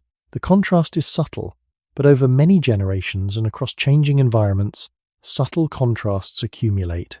The body still comes from a beginning in which movement was ordinary, distance mattered, and stopping too often carried consequences. Yet the present often removes those consequences, shortens those distances, and fragments the continuity that once kept endurance alive without needing to name it. So the question becomes deeper than whether humans have simply become less enduring. It becomes a question of what happens when a body shaped by one kind of world is lived inside another, and whether natural endurance begins to fade not because evolution erased it, but because daily life stopped calling it forward often enough to remain quietly present. When the body continues to carry an older design, while daily life no longer supports its regular expression, the result is not a complete loss, but a gradual weakening of familiarity. This may be one of the most important ways to understand endurance in the modern world. The body has not fully abandoned the capacities shaped across the long human past. It still contains the systems that can support steady movement, regulate heat, distribute energy, and continue across time without immediate collapse. But these systems work best when they are called into use often enough to remain coordinated.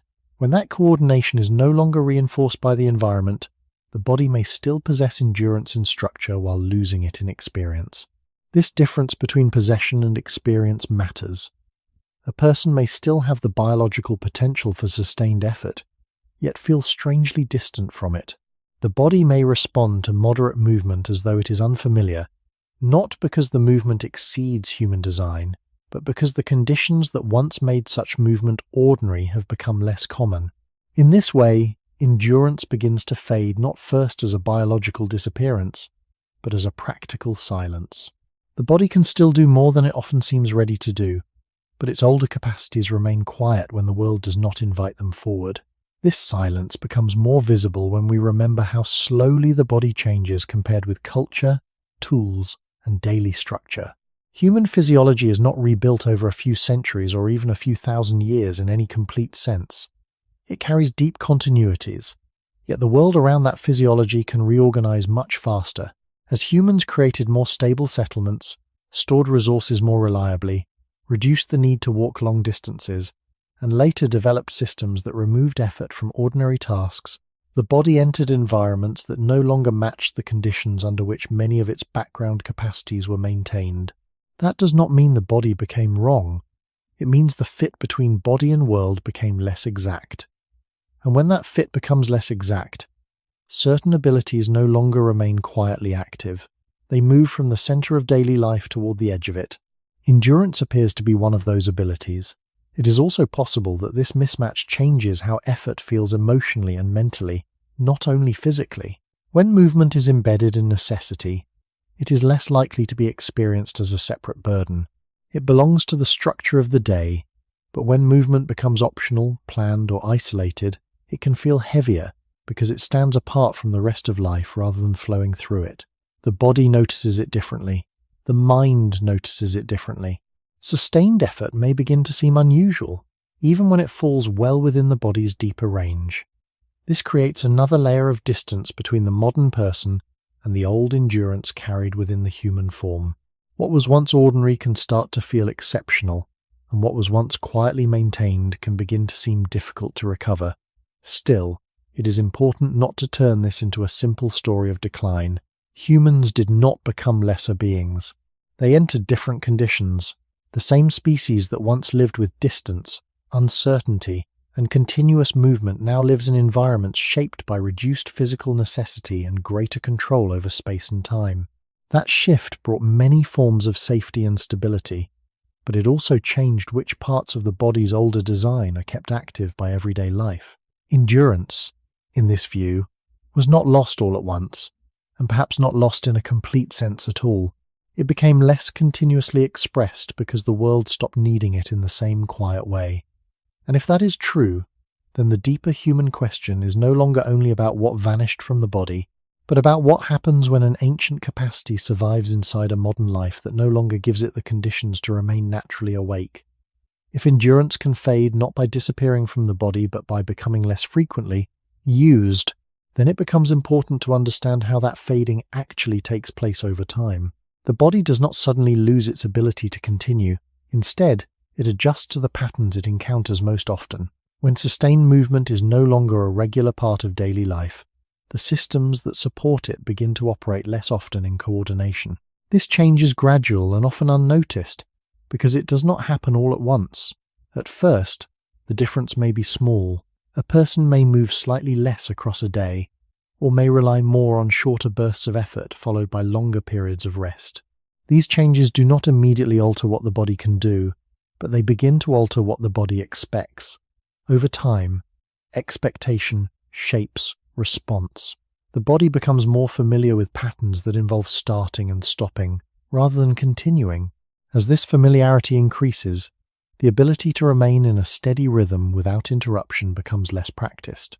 The systems that support endurance still exist, but they are no longer engaged together as often, and their coordination becomes less stable.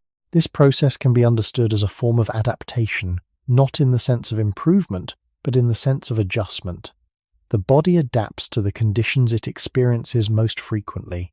When those conditions involve less continuous movement, the body adjusts by becoming more efficient at those patterns instead. This does not require any conscious decision. It is a natural response to repeated experience.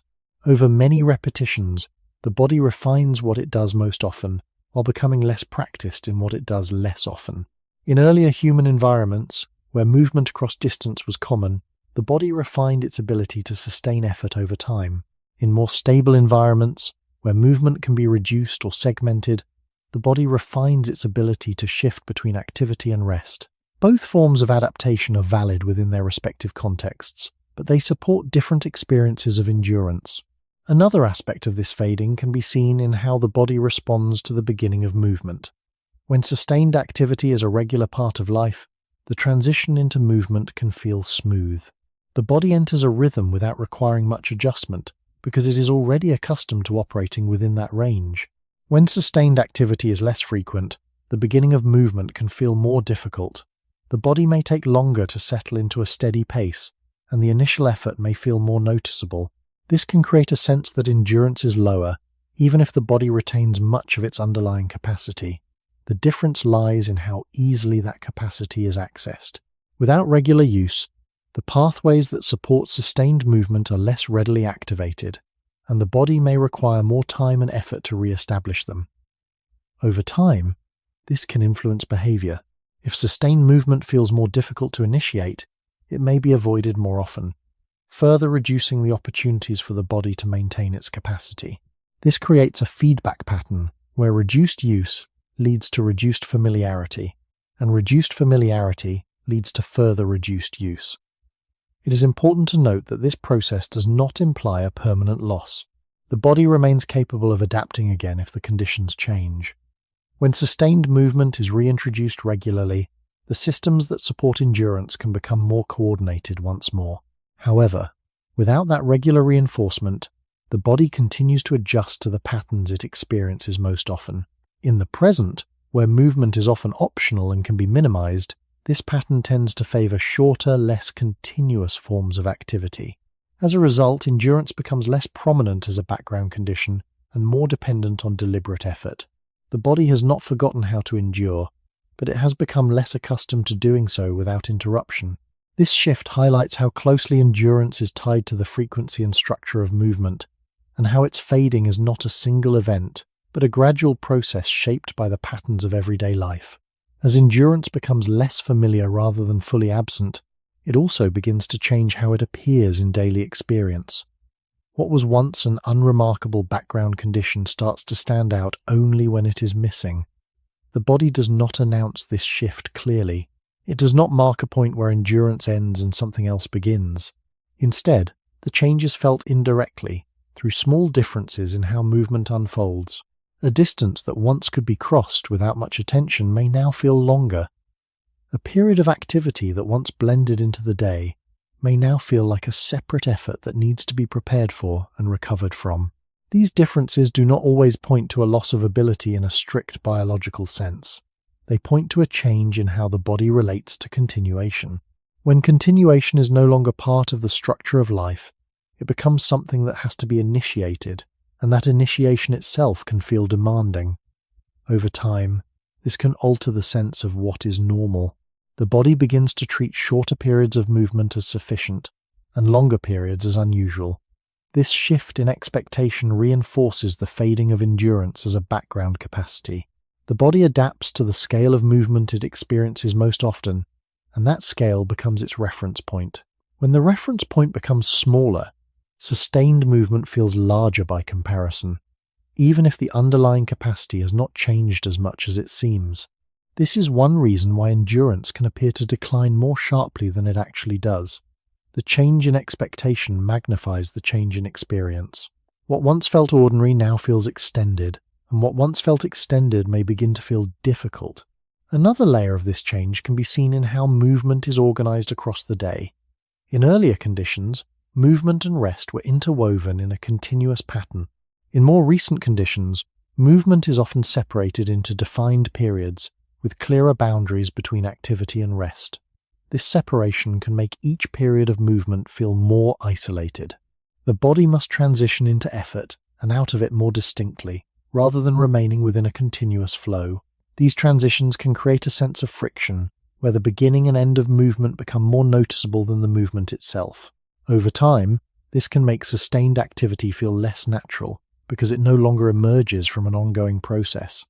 Instead, it stands apart as something that interrupts the rest of the day. This change in structure affects not only the body, but also the way the body is perceived. Endurance becomes something that is evaluated, measured, or compared, rather than something that simply exists. When a capacity becomes visible in this way, it can also become uncertain. The body may be capable of continuing, but the mind may question that capacity more readily because it is no longer supported by the quiet repetition of daily life. This does not imply a psychological weakness, but a shift in context. When movement is less embedded in necessity, it becomes easier to notice its difficulty and to interpret that difficulty as a limit rather than as part of a process. Over generations, these changes accumulate. The body still carries the same general structure, but the environment shapes how that structure is used and understood. Endurance, once maintained through continuous patterns of life, becomes something that depends more on deliberate action and less on background conditions. It has not disappeared, but it has moved away from the center of experience. It becomes something that must be approached, rather than something that is always present. This movement from background to foreground marks a significant transformation, not in the body alone, but in the relationship between the body and the world it inhabits. And within that transformation, the sense of loss emerges, not as a sudden event, but as a gradual realization that something once ordinary now requires attention, effort, and perhaps even intention to be felt again. Modern life does not usually remove movement from the body by force. It removes the need for movement by redesigning the world around the body. This difference matters because the fading of endurance is often not caused by a direct loss inside the human organism, but by the gradual disappearance of situations that once made sustained effort ordinary. A body shaped across a long past of distance, uncertainty, and repeated continuation now moves through environments that shorten distance, reduce uncertainty, and interrupt continuation before it is fully needed. Food can be reached with less travel. Water is often close at hand. Shelter is more stable. Paths are smoother. Loads are carried by systems outside the body. Even time itself is organized in ways that reduce the amount of slow, continuous movement once built into ordinary survival. None of this is necessarily harmful by itself. In many ways, it reflects security, invention, and control over the environment. But it also means that the body is less often asked to remain in motion long enough for endurance to stay quietly active as a normal background condition. This is one of the deepest changes between the older human world and the modern one. Earlier life did not always require intensity, but it often required continuation. Modern life often removes continuation before the body has entered it fully.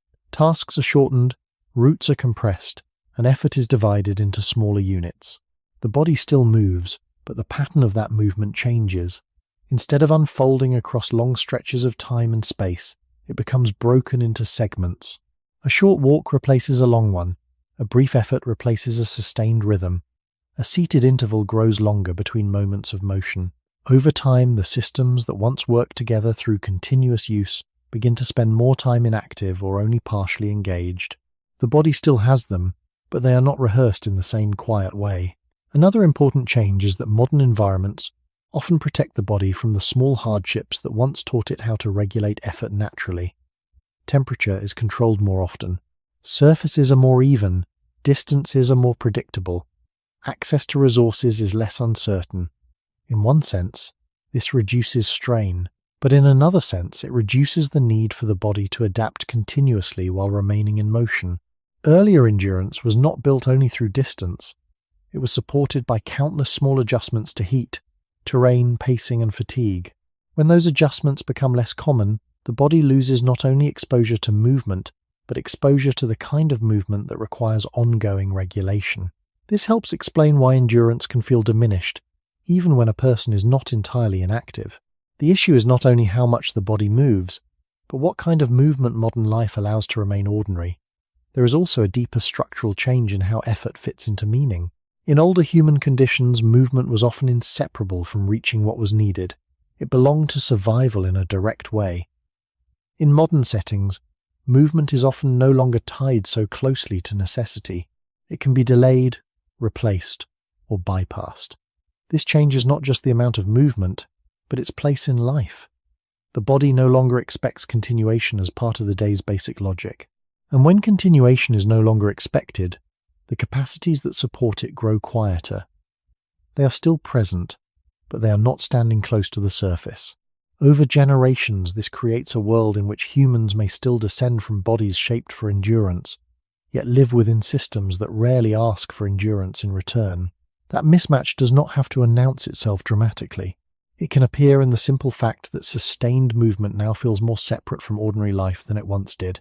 And if the modern world has removed not the body's deeper design, but the daily necessity that once kept that design awake, then the question becomes more precise.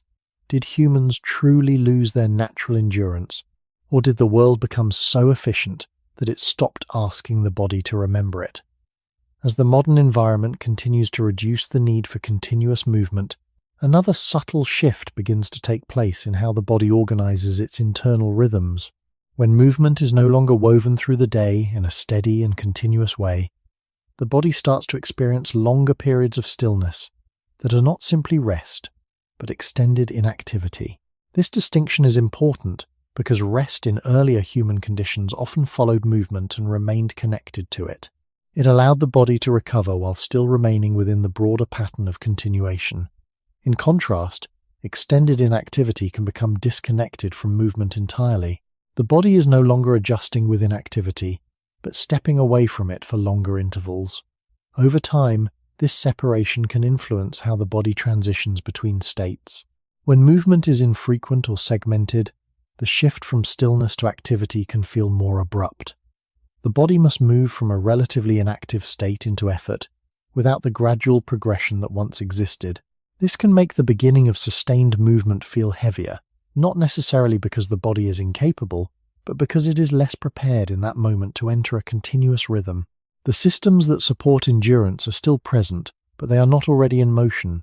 They must be activated more deliberately, and this activation itself can require effort. As a result, the experience of movement changes.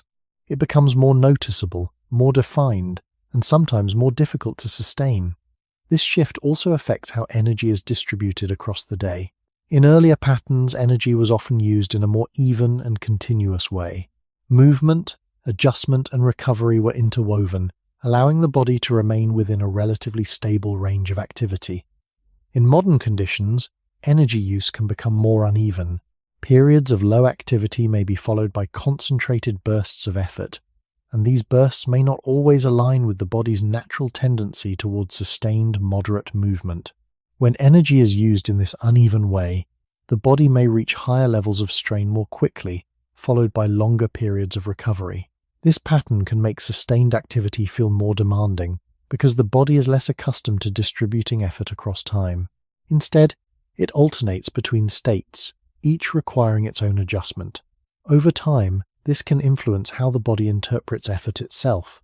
Sustained movement, which once blended into the background, can begin to stand out as something that requires preparation and recovery. The sense of continuity that supported endurance becomes less familiar, and the body may respond by favoring shorter, more defined periods of activity. This does not remove the capacity for endurance, but it shifts the conditions under which that capacity is expressed. Another layer of this change can be seen in how attention is directed during movement. When movement is part of a continuous process, attention is often distributed across the environment, the body, and the task at hand in a fluid way. The body moves without needing to focus on the act of movement itself. In more segmented patterns, movement can become more noticeable as a distinct activity. Attention may be drawn more directly to the effort, the sensations, and the duration. This increased awareness can make sustained movement feel more demanding because it is no longer embedded in a broader flow. Instead, it becomes an event that stands apart from other parts of the day. Over time, this can influence how the body and mind relate to continuation. The act of continuing becomes something that is observed, rather than something that simply happens. This shift in perception can further reinforce the sense that endurance has diminished, even when the body retains much of its underlying capacity. In this way, the modern environment not only reduces the need for sustained movement, but also changes how that movement is experienced when it does occur. The body, still shaped by a long history of continuation, now operates within patterns that emphasize separation, variation, and interruption. As these patterns become more common, the quiet background of endurance recedes, replaced by a more fragmented experience of movement that requires attention, effort, and often conscious intention to maintain over time. As modern life continues to remove the need for sustained movement, it also changes something quieter, and perhaps more important. It changes what the body comes to expect from an ordinary day. In earlier human conditions, continuation was built into the structure of living. The body expected to keep going, to adjust pace, to slow without fully stopping, and to remain connected to movement even when effort rose or conditions changed. In much of the modern world, that expectation is weaker. Daily life is often arranged in a way that reduces the need to continue through distance, discomfort, or uncertainty. A person can move through the day while spending long stretches in stillness, interrupted by brief episodes of motion that begin and end quickly. Over time, the body adapts not only to this pattern of reduced continuation, but also to the expectation that effort will be short, optional, and often avoidable. This matters because endurance depends as much on repeated expectation as on raw biological structure. A body that expects to continue organizes itself differently from a body that expects frequent interruption. It settles into rhythm more easily, manages effort more quietly, and treats fatigue as something to modulate rather than as a signal that movement should end. When that expectation fades, sustained effort begins to feel less ordinary. The body still contains the deeper capacity, but it no longer prepares for its expression in the same way. This is one reason the modern loss of endurance can be difficult to notice clearly. It does not always appear as obvious weakness. Instead, it appears as a change in what feels natural. Continuation starts to feel unusually long. Moderate effort feels more separate from daily life. Recovery becomes something that seems to begin only after movement ends, rather than something woven into movement itself. These are not always signs that the body is incapable. They are often signs that the body has adapted to a world where movement is less continuous, less necessary, and less central to survival. Another effect of this modern pattern is that effort becomes more visible. In earlier conditions, movement was often embedded inside larger tasks and larger needs. It was part of reaching water, finding food, changing location, carrying resources, or simply remaining within the demands of a landscape. Because it was embedded, it did not always stand out. In many modern conditions, movement is more isolated. It becomes a separate event, something entered deliberately and then left behind. Once movement becomes isolated in this way, the body experiences it differently. The beginning is sharper. The duration is more noticeable. The end becomes more defined. This structure can make endurance feel more fragile, because continuation is no longer hidden inside the day. It is exposed as a distinct demand. Over generations, such patterns do not erase the human body's older design, but they do place that design in a quieter position. The ancient capacity remains beneath the surface, less visible because life no longer depends on it in the same way. What once stayed awake through constant use now waits behind habits shaped by convenience, compression, and reduced necessity. So the final point in this part of the story is not simply that modern life made humans weaker. That would be too simple, and not careful enough. The deeper point is that modern life changed the role of endurance. It moved endurance from the center of daily existence to the edge of it. And when a capacity is no longer needed to hold ordinary life together, it does not always vanish. Sometimes it simply stops being rehearsed until it feels distant, unfamiliar, and strangely difficult to reach, even though it still belongs to the deeper history of the human body. When the body carries capacities shaped in one kind of world, but lives within another, the result is not only a physical difference, but a change in how that body is experienced from within. The sense of effort, the timing of fatigue, and the meaning of continuation all begin to shift in ways that are difficult to trace to a single cause. The human organism has not been fully redesigned for stillness, yet it now spends long periods within conditions that do not require movement to the same extent. This creates a situation where the body's deeper tendencies and its daily demands no longer align as closely as they once did. In earlier human conditions, movement across distance, variation in terrain, and the need to manage limited energy were part of the background of life. These factors shaped how the body organized itself from moment to moment. The rhythm of movement, the distribution of effort, and the experience of fatigue were all embedded within that broader context. In the present, many of those background conditions have been altered or removed. Movement is less often tied directly to survival, and the environment often minimizes the need for continuous adaptation. As a result, the body begins to operate under a different set of expectations, even though its deeper structure remains largely the same. This mismatch can be understood not as a failure, but as a difference in context. The body is still capable of sustained movement, but it is no longer consistently placed in situations where that capacity is naturally expressed. Over time, this changes how the body responds when it is asked to endure. The response may feel less smooth, less automatic, and more effortful, even if the underlying capacity has not disappeared. The body must adjust to a demand that is no longer part of its regular pattern, and this adjustment can create a sense of strain that was less noticeable when movement was continuous. Another aspect of this mismatch can be seen in how the body interprets signals from within. Fatigue, discomfort, and the gradual accumulation of effort may be experienced differently when they occur outside of a familiar pattern. In earlier conditions, these signals were part of a process that continued over time. They guided adjustments in pace and effort, allowing movement to continue without requiring a complete stop. In more recent conditions, where movement is often segmented, these same signals can feel more like interruptions. The body may respond by stopping rather than adjusting, because the context no longer supports continuation in the same way.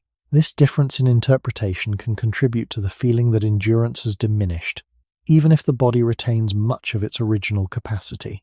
The change lies not only in what the body can do, but in how it understands what it is doing. Over time, this shift can influence behavior in subtle ways. If sustained movement feels more difficult or less natural, it may be approached less often. This reduces the opportunities for the body to maintain its coordination across systems, further reinforcing the sense of distance from endurance. The body adapts to the patterns it encounters most frequently, and if those patterns involve less continuous movement, the experience of endurance becomes less central. This does not mean that endurance is gone, but that it has moved away from the core of daily life. It becomes something that is accessed under certain conditions, rather than something that is always present in the background. This movement from central to peripheral is one of the key features of the modern human experience of endurance. The body remains shaped by a long past in which continuation mattered, but it now exists in a world where continuation is often optional. Within that difference, the experience of effort changes. The body is still capable of enduring, but it is less often placed in situations that allow that capacity to remain active without conscious effort. As a result, endurance begins to feel less like a natural condition and more like something that must be recovered. Even though it has not been entirely lost, the feeling that the body no longer moves as naturally as it once did may not come only from reduced strength or reduced effort. It may come from something quieter. The body is still carrying an older logic, but it is living inside a new arrangement of space, time, and habit. In earlier human conditions, movement did not need to be separated from ordinary existence. It was already there in the structure of survival, woven into the search for resources, the response to weather, the use of daylight, and the need to cross distance without always knowing exactly what the landscape would require next. Because movement belonged to life in this direct way, the body did not need to be persuaded to continue. Continuation was often the default condition, and so endurance remained close to the surface. In the modern world, by contrast, the body often enters movement from a state of separation. It is asked to begin rather than to continue. This difference may seem small, but it changes the experience of effort in deep ways. To continue something already in motion is not the same as to start it from stillness. A body already moving can adjust, settle, and distribute effort gradually. A body that has been still for long periods must reorganize itself more abruptly. Breathing changes more suddenly. Posture has to reassemble into rhythm. Circulation has to rise to a higher demand, and the mind becomes more aware of the movement because the contrast is sharper. This helps explain why moderate effort can feel unexpectedly heavy in modern conditions. The body may not be reaching its true limit. It may simply be crossing a gap between stillness and sustained activity that earlier patterns of life did not create as often. There is also a change in how the environment speaks to the body. Earlier landscapes gave constant feedback. Ground varied, temperatures shifted, distances unfolded slowly, and the body had to make small adjustments without breaking its overall rhythm. These adjustments kept movement alive as a flexible process. In many modern settings, those adjustments are reduced. Surfaces are more even, routes are shorter, movement is more compressed, and daily life often allows the body to remain in one place for extended periods. The result is not just less movement, but less conversation between body and world. The body receives fewer invitations to regulate itself across time. It receives fewer chances to remain within that old, steady band where endurance once lived quietly. Over time, this changes not only what the body does, but what it feels normal doing. And once a different kind of normal takes hold, sustained movement begins to feel unusual even when it is still possible. This may be why the loss of natural endurance can feel so personal. It seems as though something inside the body has changed beyond reach, but the deeper picture may be less final than that. What has changed first may be context, repetition, and expectation. The body still carries traces of a beginning in which movement was ordinary and continuation mattered more than intensity. Yet it now lives in conditions where movement is often isolated from necessity and continuation is no longer built into the structure of the day. In that mismatch, endurance becomes harder to feel, not always because it is gone, but because the world around the body no longer draws it out in the same quiet, repeated, and natural way that once made it almost invisible. When the body is no longer guided by the same continuous patterns that once shaped its sense of effort, the experience of endurance begins to shift in a way that is both subtle and difficult to name. It is not only that movement feels harder, but that the meaning of movement itself changes. What was once part of a larger, ongoing process becomes something that stands alone. The body is no longer carried forward by the quiet momentum of daily necessity. Instead, it must create that momentum again each time movement begins.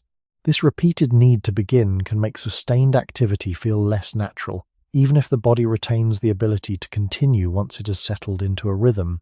The distance between beginning and continuing becomes more noticeable, and within that distance, the sense of effort grows. This is not necessarily a sign that endurance has disappeared. It may be a sign that the conditions that once supported its seamless expression are no longer present. In earlier human conditions, continuation did not require the same level of conscious engagement. The body moved because life moved, and so the systems that supported endurance remained quietly active. In the present, movement often requires intention. It must be chosen, planned, or initiated within a day that does not depend on it in the same way. This shift places endurance in a different position. It becomes something that must be approached rather than something that simply exists. Over time, this can change how the body responds when it is asked to continue.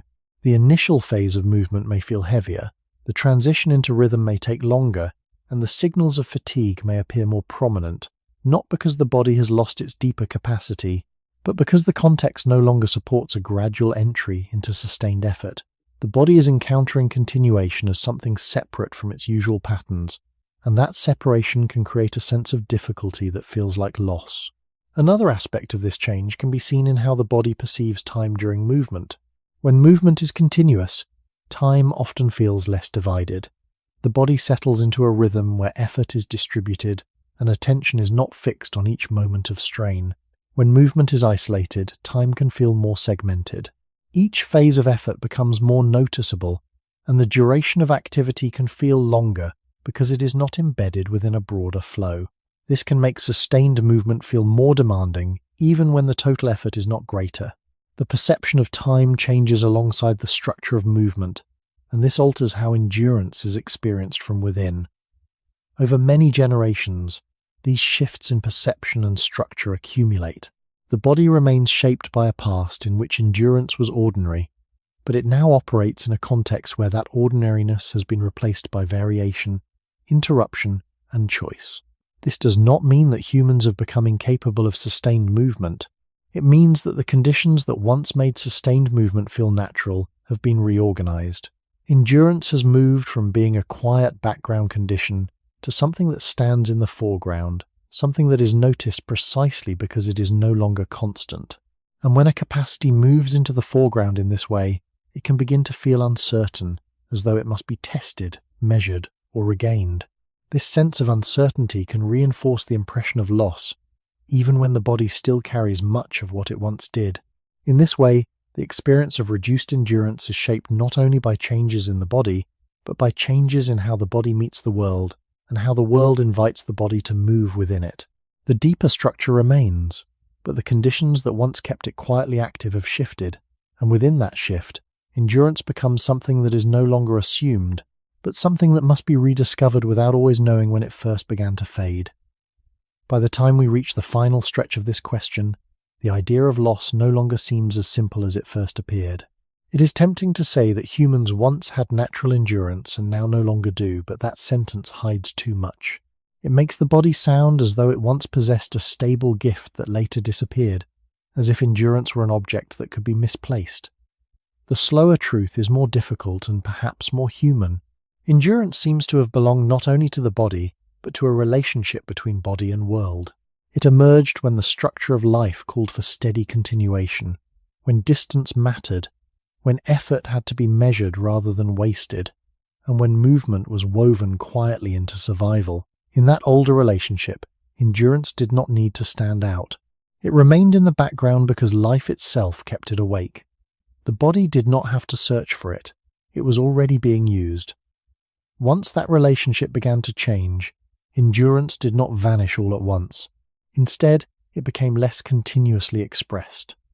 The body still carried its older design, but the world around it no longer asked for that design in the same way. Daily life grew more stable in some places, more compressed in others, and eventually more efficient in ways that reduced the need for long, measured continuation. As that happened, the body did not cease to be human. It simply entered conditions where some of its deeper capacities became quieter. This may be why the modern feeling of reduced endurance can seem so difficult to define. It is not always a clear biological collapse. Sometimes it is the experience of living at a distance from a capacity that still exists in outline, but no longer rises naturally into the ordinary rhythm of the day. The body remembers a longer past than the world it now inhabits. Its joints, muscles, breathing, heat regulation, and energy systems still carry traces of conditions in which movement over time mattered deeply. Yet the daily environment often reduces the need to call these systems into full cooperation. What remains is a subtle mismatch. The body is still shaped by one kind of beginning, but it is practiced in another kind of life. From that mismatch comes a question that is less about weakness and more about context. Perhaps humans did not lose endurance in the way a machine loses a broken part. Perhaps endurance became quiet because the world stopped asking for it often enough to remain close to the surface. This does not turn the story into nostalgia. The past was not easier, kinder, or more natural in any simple sense. It carried uncertainty, exposure, and limits that modern life has softened in many ways. But in softening those conditions, modern life also changed the place of endurance within human experience. It moved endurance from a constant background condition towards something more optional, more isolated, and more visible precisely because it is no longer ordinary. And this may be the most careful way to answer the title without closing it too tightly. Humans may not have lost their natural endurance as a final and total fact. What seems more likely is that they lost the world that once kept endurance quietly alive. If that is true, then the question becomes larger than the body alone. It becomes a question about what happens when an ancient organism survives into a life that no longer reflects the deeper conditions that shaped it, and whether some part of being human always remains suspended between what the body still carries and what the modern world no longer requires. If endurance was once held in place by a relationship between body and world, then its quiet fading invites a different kind of reflection, one that does not rush toward a simple conclusion. It becomes possible to see endurance not as something that belongs entirely to biology, nor entirely to culture, but as something that appears most clearly when the two are aligned. The human body carries a long inheritance, shaped across conditions where movement, time, and energy were closely connected. That inheritance does not disappear quickly, and it does not need to be recovered as if it were entirely gone. But it also does not remain fully visible when the patterns of daily life no longer resemble the conditions that once sustained it. In this sense, endurance may be understood as a capacity that becomes clear or unclear depending on how life is arranged around it. When the world invites continuation, the body answers with a form of quiet stability. When the world no longer requires continuation, that same stability recedes, not as a failure, but as a response to changed conditions. This perspective shifts the focus away from judging the body and toward observing the relationship it lives within. It suggests that the modern experience of fatigue, interruption, and reduced endurance is not only a story of decline, but also a story of adaptation. The body is adapting to a world that no longer demands the same forms of sustained movement. It becomes more familiar with stillness, more responsive to short efforts, and less practiced in long, continuous rhythms. This adaptation has its own logic. It fits the structure of a life where distances are shorter, resources are more accessible, and effort can be organized in more flexible ways. But within that adaptation, something of the older pattern becomes less present. The body is not failing to endure. It is living in a context where enduring is less often required. This distinction matters because it allows the question to remain open rather than closing it with a final answer. If endurance has not disappeared, but has become less central, then it is not something entirely lost. It is something that exists in a quieter form, waiting within the deeper structure of the body. Whether it becomes visible again depends not only on individual effort, but on the patterns that shape daily life. A life that remains still for long periods, broken by short bursts of movement, will tend to keep endurance at the edges. A life that reintroduces continuity, even in small ways, may allow that older capacity to become more familiar again. This is not a prescription, and it is not a claim that one way of living should replace another. It is simply an observation that the body responds to what it experiences repeatedly. What is repeated becomes natural. What is not repeated becomes distant. Over long periods of human history, endurance was repeated often enough to remain almost invisible. In the present, it is repeated less often, and so it becomes noticeable precisely because it is no longer constant. This shift invites a final, quieter question. Not whether humans have permanently lost their natural endurance, but whether endurance belongs more to a pattern of life than to a fixed state of the body. And if it does belong to a pattern, then what does it mean to carry a body shaped by one pattern while living inside another that no longer asks for it in the same way? And how much of that older capacity remains present, waiting without urgency, somewhere beneath the surface of everyday experience? In the end, the question does not close with a clear boundary between what was and what is. It remains open, like a long path that does not fully reveal where it began to change. The human body still carries traces of a past in which movement was steady, distance mattered, and effort had to be guided rather than spent all at once. That past has not disappeared from the body. It remains present in its structure, in its quiet tendencies, and in the way it responds when it is given the conditions it once knew well. But the world around the body has changed in ways that no longer keep those tendencies constantly awake. Life has become more stable in some ways, more controlled in others, and less dependent on the kind of continuation that once made endurance almost invisible. Within that change, endurance has not been removed as a fixed ability. It has been repositioned. It has moved from something that existed without being noticed to something that appears only when it is called upon. This shift can feel like loss, because what was once ordinary now requires attention. What once unfolded naturally now feels separate from the rest of life.